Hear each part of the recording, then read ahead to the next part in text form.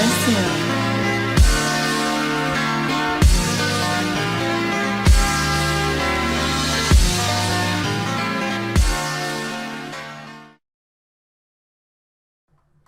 ladies and gentlefrogs, my name is WWK Epic, but you can call me Dan. Welcome to another Sony Vegas tutorial. This one is going to be for cinematics because there are a few people who I watch and they don't know how to sync cinematics. It is a bit tricky to get the hang of, but I'm going to show you in this tutorial how to make them look clean and how to make them look cool and flow in montages really nicely. So, here we have 3 combined cinematics from my cinematic pack, which you can get from the video in the link in the description or in the outro. These are 3 really nice cinematics, HD quality, and what I've done beforehand is I've got the song Fun Tonight by maclobuzz. I've synced it all up so it's got all the beats synced, and we're going to put the 3 cinematics along the slots here.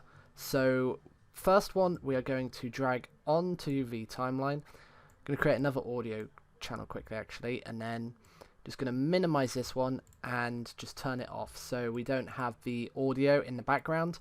Now here is the cinematic as you see, and what normal people will do when they have a cinematic like this, when they're doing montages and they download it off YouTube and that, they'll do like someone hitting a clip on Combine and then they'll do this.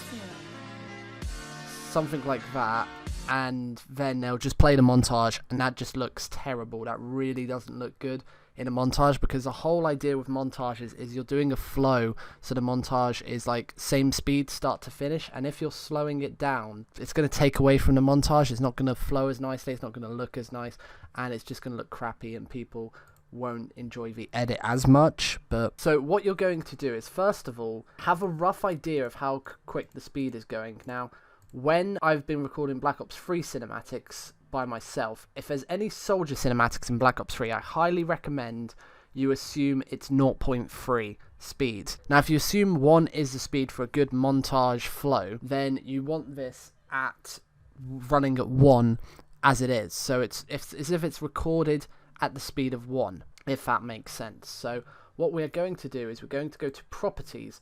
Now first of all we're going to disable resample and then unclick maintain aspect ratio. This means the cinematic isn't as laggy.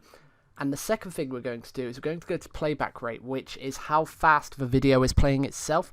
So if we assume, and I'll say now, all the soldier cinematics in my Combine cinematic tutorial were recorded at 0.3.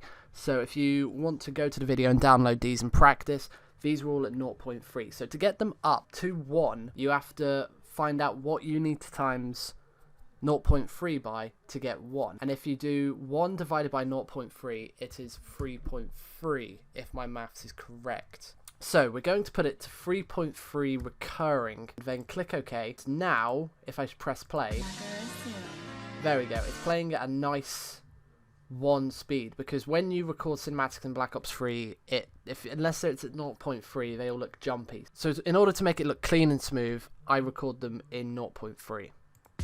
But now that we've got this sped up, this is roughly the speed you want it for. What we are then going to do is, what I tend to do, is I tend just to zoom in a bit. Oop, just restore. Not too much, but I'd say about to 1,000, so the width is 1,000, like about that much in. It just makes the cinematic look a lot more cleaner, a lot more close up. Now what we're going to do is we're going to sync it using velocity. Now if you haven't watched any of my tutorials before, how you get velocity is you right click, go to insert remove envelope and click velocity. And velocity is a really nice tool which allows you to slow down and speed up the speed of clips and try and have like a nice curve to it, as opposed to going from 100 to 50 straight away. You can go from 150 and it would slowly, over like a 5-second period, it'll go down to 90, 80, 70, 60, 50, like that. So it just helps when it comes to doing flows of videos. And we're going to set this to 300 forward. So now if we watch it, it's really quick. And then we're going to go to where we want the cinematic to end. So for me personally, I'd like the cinematic to end here. We're going to double click and create another point. Then we are going to go, I'd say 10 frames in on the left hand side. We're going to click 1, 2, 3, 4, 5, 6, 7, 8, 9, 10. Do you know what? Personally, I'm going to go with 15, see how that works. We'll go 15 on the left hand side, and then we want to set this to 50% forward. So we've halved it. And keep an eye on this little bit here. This is where the clip ends and then starts again. So if I show it here, so what we, because if you have loops still ticked, which is a good thing to do, then you're going to have it where the clip's just going to play over and over and over and over again, as you see here. So just keep an eye on that. Now, with the other side, we're going to go back 15. So 1, 2, 3.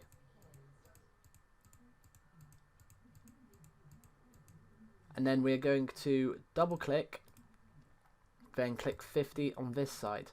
Now, as you see here, there's just a little bit where it's going back. So if we just move this across 1, 2, 3, double click, 50, and then move this one back, 1, 2, 3, double click, 50. There we go. So now the line of error is on the other side. So this cinematic, if I cut it here, should hopefully play. There we go. And as you see, that just looks a lot cleaner, a lot nicer, and it's just like a really cool fast to slow, and it'll just continue to play slow, and it just adds that little bit extra and a little bit more flow, and the cinematic just looks a whole lot more clean as opposed to the whole just playing it normally at 0.3. So thanks for watching this video, guys. Leave a like if you have enjoyed. Sorry if it was a bit short, but I just wanted to show you the basics of cinematic syncing, and it really is that simple. So make sure you try these out in Sony Vegas next time you're editing and doing montages, and if you need any cinematics to practice with, I've got some Modern Warfare cinematics, some Infinite Warfare cinematics, and some Black Ops 3 cinematics, and even some Black Ops 1 cinematic tutorial. So there's plenty of cinematics for you to play about with, but I highly recommend using the soldier ones on BO3, which I did for Combine, because they're probably the best to try and get used to the whole flow of cinematics and making them look really nice. If you have any tutorials from recent edits you want me to do, please let me know down in the description. I'll try and get those done as soon as possible. I've been WWK Epic. Stay epic, guys.